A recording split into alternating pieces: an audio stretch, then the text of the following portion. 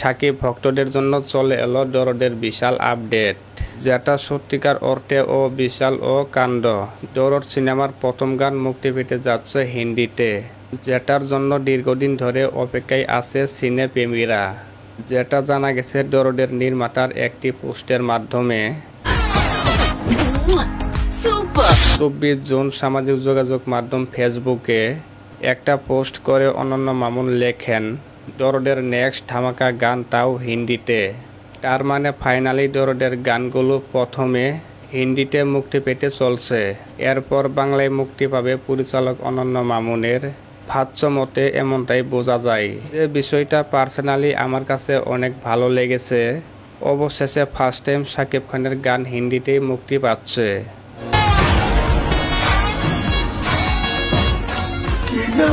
যেটা সত্যি অনেক গর্বের বিষয় মনে হচ্ছে। এটা অনেক বড় ধামাকা হতে চলছে। তো বন্ধুরা, দরদের ফার্স্ট হিন্দি গান রিলিজ হতে চলছে। এই নিয়ে আপনাদের মতামত কি অবশ্যই কমেন্ট বক্সে কমেন্ট করতে ভুলবেন না।